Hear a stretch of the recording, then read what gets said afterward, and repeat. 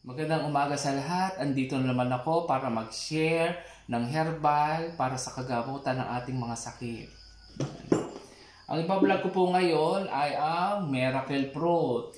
Ito po ay calabash fruit, sa Tagalog ay pinagpala. Ito po ay nanggaling pa sa North America, itong punong ito, itong prutas na ito.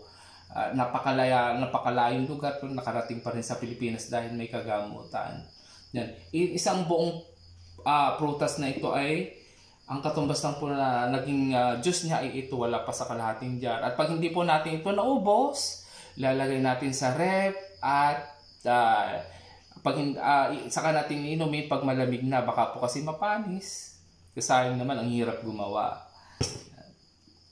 Ang unang kagamutan nito ay sa diabetes dahil ito ay may toxic compound na sadyang nakakapagpababa ng diabetes, diabetic, sugar yan. Sa mga baguhan, napakahirap ng pag nagka-diabetes ka, babataas ng sugar.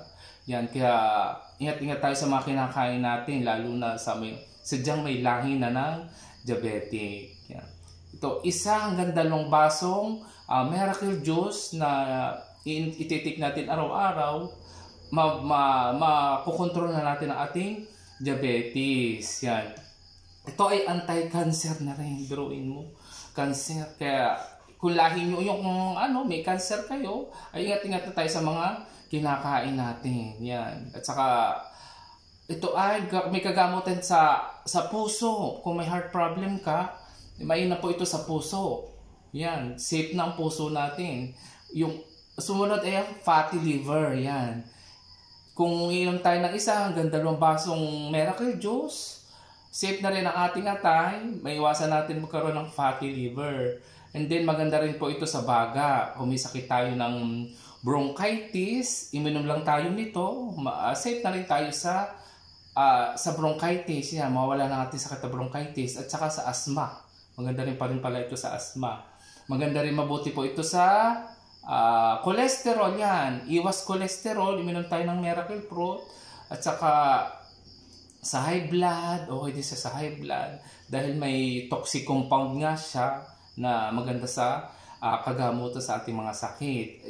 Anti-inflammatory at saka anti-bacterial compound, kaya maganda ito sa arthritis. Sa mga babaeng irregular menstruation, mabuti po ito, kaya uminom kayo. Sa mga lalaki na may prostate enlargement, yan, okay din siya. At saka sa ating sa minor sickness gaya ng ubo, sipon, lagnat, yan, patig, yan, okay din po siya. Yan, iinumin ko na to, tingnan ko lasa kung ano ba. Lagi naman po ako uminom nito. Ang sarap, parang wine.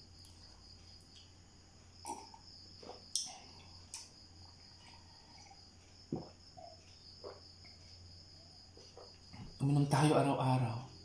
Ang sarap na lasa po pag malamig. Hindi tayo okay lang magluto tayo ng ganito araw-araw, herbal, no side effect, at saka yan naman po ay biyaya ng Diyos sa atin, kaya uminom tayo ng mga herbal sa ating kagamutan, sa ating karamdaman. Yun lang po at magandang umaga.